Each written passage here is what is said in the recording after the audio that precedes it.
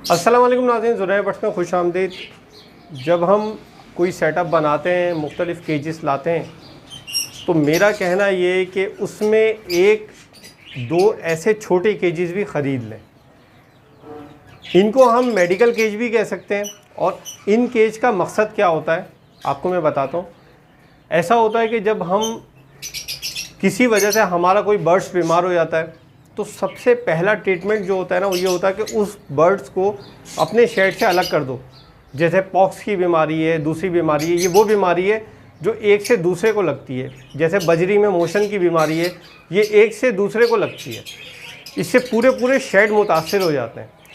तो अगर आपका कभी भी कोई बर्ड्स बीमार हो, हम उसको दवाई इस्तेमाल करवाते हैं, एंटीबायोटिक इस्तेमाल करवाते हैं, सब कुछ बाद में। सबसे पहले कोई एक ऐसा छोटा केज हो जहाँ आपने बर्ड्स को डाला और डाल के आपने उसको अलग कर दिया।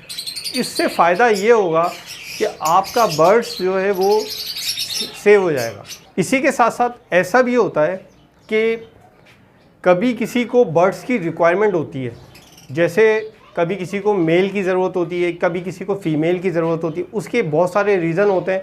कभी कभार किसी के शेड से परिंदा उड़ जाता है, मेल उड़ गया, फीमेल उड़ गई, ठीक है। किसी वजह से कोई अचानक परिंदा मर गया, तो हमें बर्ड्स की रिक्वायरमेंट होती है, बर्ड्स की ज़रूरत होती है। उस वक्त हम मुख्तलिफ़ जगहों से बर्ड्स ख़रीदते हैं। या तो एक सेव साइड ये होती है कि हम परिंदे किसी सेटअप से ख़रीदें, लेकिन इसके साथ साथ हम परिंदे मार्केट से ख़रीदते हैं। मार्केट में भी वही लोग होते हैं जिनके सेटअप होते हैं, जो लोग कहीं से बेचते हैं, ख़रीदते हैं। शॉप्स होती हैं, मुख्तलिफ़ जगहें होती हैं। बर्ड्स कहीं से भी ख़रीदो। आप बर्ड्स ख़रीद के लाए तो भाई अपने शेड में कभी भी बर्ड्स को डायरेक्ट नहीं डालो। आप एक छोटा सा केज लाओ और उस केज में आपने बर्ड्स को रखा और उसको अपने शेड से अलग कहीं रख दिया। कम से कम आपने 3 से 5 दिन उसको अलग रखना है। इसके बाद अगर कोई अच्छा एंटीबायोटिक है तो उसको एंटीबायोटिक दे दो 2-3 दिन, ताकि अगर उसके अंदर कोई बीमारी है, कुछ है, वो निकल जाए। जब ये हो जाए, इसके बाद फिर आप देखो कि हाँ यार, बर्ड्स हेल्दी और एक्टिव है, बिल्कुल ठीक है, इसे कुछ भी नहीं हुआ, सब सेट है। फिर आप अपने शेड में डालें। मैंने बड़े बड़े शेडों को तबाह होते हुए देखा है, और उसकी वजह यही होती है, वो कहीं से बर्ड्स लेके आए, उस वक्त पॉक्स चल रही थी, तमाम बर्ड्स को पॉक्स हो गया। जब आप देखें कि ये, हाँ, आप मुतमईन हो जाएं, इसके बाद आपने क्या करना है, अपने बर्ड्स को लेके, ठीक है,